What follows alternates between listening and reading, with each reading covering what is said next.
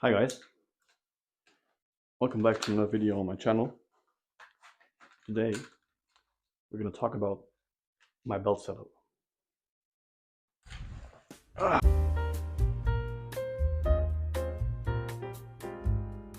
Super cool cutie strap, patent pending, obviously not. Okay, let's get right into it. So here's a 360 view of my belt. Pretty simple, but still we're going to get into it. Starting out, this is a belt from, IdoGear. I know, boo, Chinese gear. I don't care. Let's just go counterclockwise, so left to right.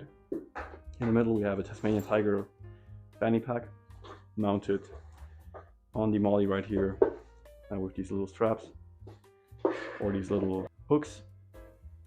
If I don't want to run a belt and still need my Fannypack, it comes with this strap that has a QD right here and these loops that go into the hooks. Right, what do I keep in here? In this back zipper, I keep some basic medical, so I don't know what it's called in English. In German it's called Pflaster. A wound cover and a rescue blanket. So nothing too crazy, just some minor scratches and stuff. My real IFAK is on my plate carrier, obviously. In the front right here, I have a Swiss Army knife, just in case I lose my multi-tool or I need another knife, whatever. And also when I go hiking, I don't need to take up my multi-tool for my plate carrier, but I can just use the one in here, which is cool. And I can also stuff some other stuff in here, a speed loader, disinfectant, whatever.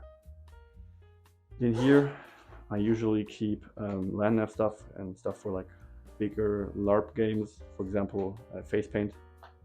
This one is the original, still unused face paint from the Bundeswehr. It fucks up your skin, but I got it for free, and I have like 5 bajillion of them lying around because you just get them so often in the Bundeswehr, it's crazy. And then I have like Molly and Velcro to put other stuff in here. I'm gonna put some land nav stuff in here, so some pencils, a small Ride in the Rain and stuff for communication and stuff, just for bigger LARP games, which I want to touch on briefly. Get yourself a proper Ride in the Rain. And in here I just have some basic stuff. So for military, but also for airsoft, you have, you know, basic comms usage, land nav, and even some words like lange Mark or lange Maps, or the Bundeswehr people in here, you know, elite ball knowledge. You can just stuff that in here and it doesn't, you know, break when it gets wet, which is cool, right? Anyways, moving to the side, underneath the pistol pouch, I've also got my Repro pig gloves. I mounted here a metal carabiner just underneath this molly slot right here. Then right here I have my canted Glock magazine with an extra zip tie, because the mounting system, I broke that one on here because I was too retarded to use it actually. It kind of cut it up and fit it on this belt so it would fit, because the IdoGear belt isn't really made for this. So the zip tie is just to keep it a little bit more tighter and it doesn't wriggle around as much as it did before.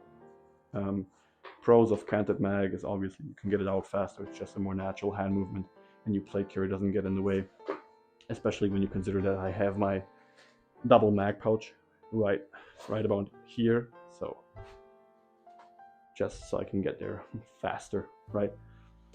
Then right here I have my heel strap. This is just for LARP. I don't really need this. I know it's mounted the wrong way.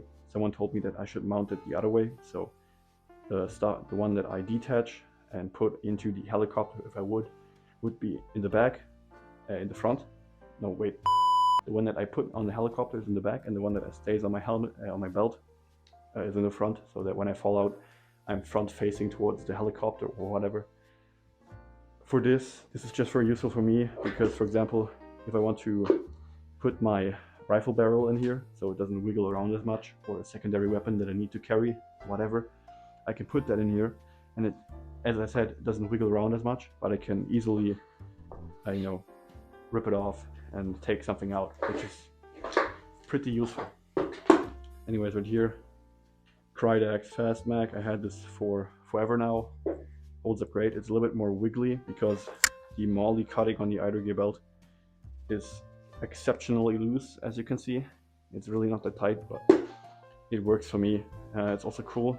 The way that it kind of wiggles around might be bad for you, but because I have a double mag pouch right there, it kind of gets out of the way of the double mag pouch, and I can lean better without it, you know, getting in my way, which has been working fine for me. Then right here, IdoGear dump pouch. It's fine for now. When I go on the airsoft field, I immediately open it up, so I won't have to fiddle around with the Velcro when I need it, actually, when I need to store a mag or something. So, you know, just open it up prematurely. Can also hold up my used grenades so I don't lose them. Pretty cool stuff. And then back here, my, again, strap for cool guy stuff, and a tourniquet, obviously fake, just for the LARP. If I'm a medic, I need a couple of tourniquets on me. And with this and one on my plate carrier and the one on my sleeve, I have about 3.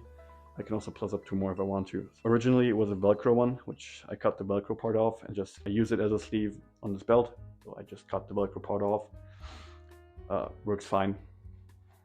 And then right here is a Repro Spiritus GP, I think from Pew Tactical. The reason behind getting this one is I wanted to free up my fanny pack from the grenades for land nav stuff, as I said.